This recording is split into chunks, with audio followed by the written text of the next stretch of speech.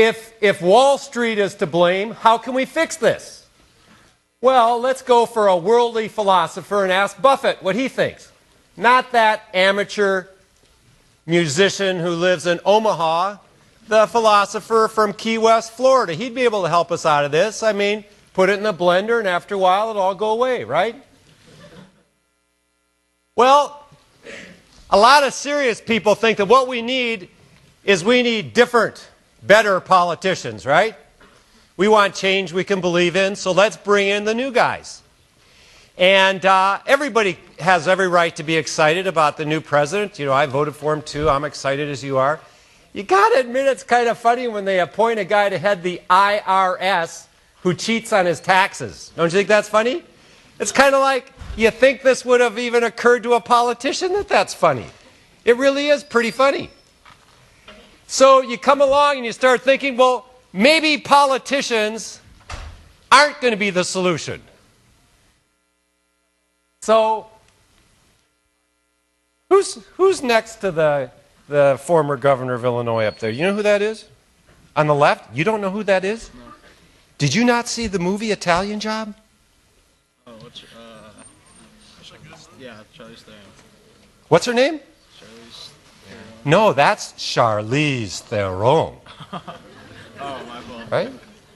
Now, how many of you have seen the Italian Job?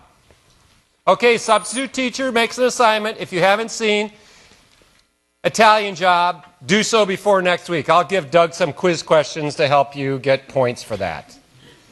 But in the movie, in the first scenes of that movie, her father gets killed and she's pissed. And through the course of the movie, she gets back at the guys who done her wrong. And your first thought is, let's get Charlize Theron on board with this to get him back. Whoever did it. Or Muhammad Ali, the greatest, standing over Sonny Liston. That's what we would like, right? Actually, I'm not sure that Ali is going to help us right now. And I'm not going to be able to depend on the politicians to bail us out of this one.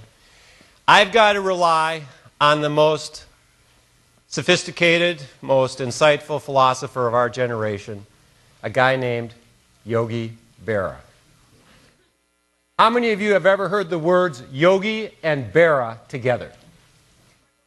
All right. Now here's something that's kind of interesting. Yogi Berra has been an enormous success in everything that he's done. He was 7 times captain of the New York Yankees when they won the World Series.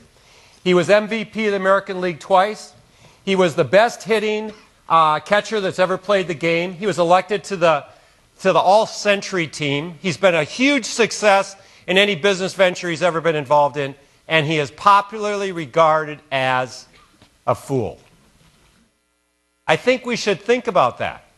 In fact, when Yogi was a young boy, he wanted to quit school to go to work in the shoe factory to make money to support the family. And the story is, he was real persistent, and the principal, a teacher, and the family priest all got him together to try to talk Yogi into staying in school. But he wanted to quit, and he says, I was a bad student and kind of stubborn, so I was real obstinate and I wanted to quit. And finally the teacher said to Yogi, Yogi, don't you know anything? And he said, I don't even suspect anything.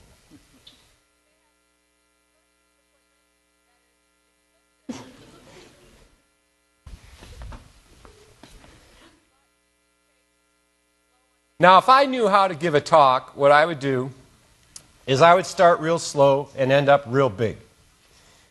But, you know, if I knew how to give a talk, I wouldn't be a teacher, right? So, what I want to do is I want to talk about greed and stupidity. And greed and stupidity is something we should think about, and we should castigate it in others when we see it.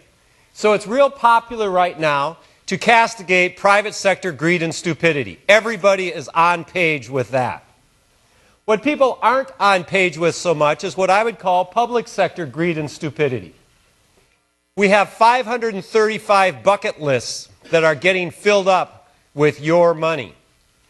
It's not me, it's not you, it's the man behind the tree that's going to, it's those rich people who don't deserve their incomes of over, well, everybody over $250,000 does not deserve their income, so we're going to penalize them. More on that later. The fact of the matter is, it is you that's going to pay for all the bailouts that people are talking about.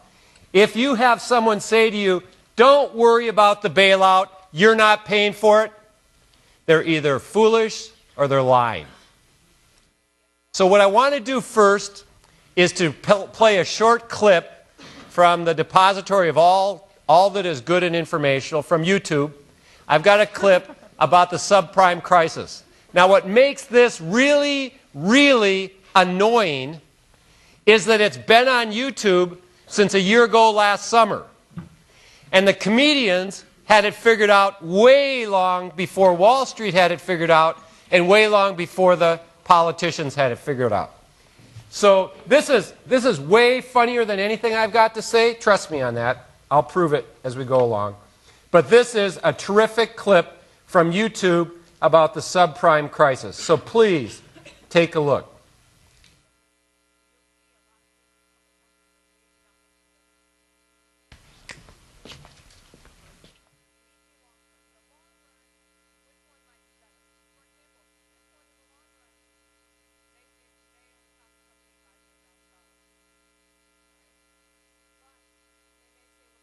Always take this long. So, George Parr, you are an investment banker. I am, yes. Yes. And as such, you have your fingers right on the pulse of the financial market. Yeah, very much so, yes. And during the summer, there's been a great deal of turbulence and volatility in the market, yes. Tremendous, yes, tremendous. Yes, yes. And what has caused that? Well, you have to remember two things about the markets. One is that they are made up of very sharp and sophisticated people who, these are the greatest brains in the world. And the second thing you have to remember is that the financial markets, to use the common phrase, are driven by sentiment. What does that mean? What does that mean? Well, things, let's say, are just going along as normal in the market, and then suddenly, out of the blue, one of these very sharp and sophisticated people says, "My God, something awful's going to happen! We lost everything. Oh, my God, what are we going to do? What are we going to do?" Shall I jump out of the window? Shall I jump out of the window? Exactly. Let's all jump out of the window. Sell. We've lost it. Sell. Yes. Precisely. Yes. Precisely.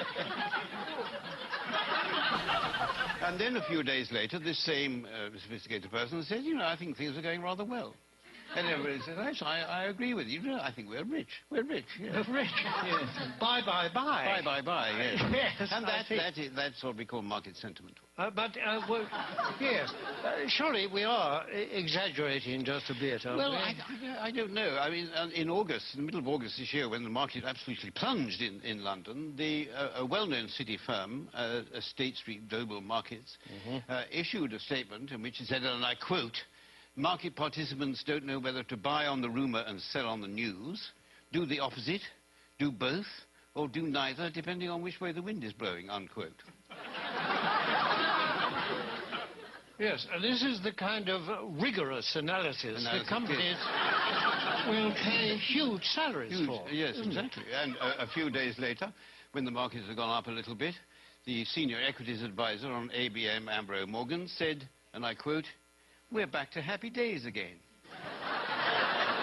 Well, no price is too high for that, for that kind of mature wisdom, certainly is it? The reason this sort of people are paid millions of pounds in bonuses. Yes, of course. During this summer, there have been actual causes behind the volatility in the markets, haven't there? I mean, specifically and especially in America, granting vast numbers of mortgages to people who can't afford them on properties which are diminishing in value. It's the so-called subprime situation, yes. The subprime market. Yes. How does that work, in fact? Well, imagine, if you can, say, an unemployed black man sitting on a crumbling porch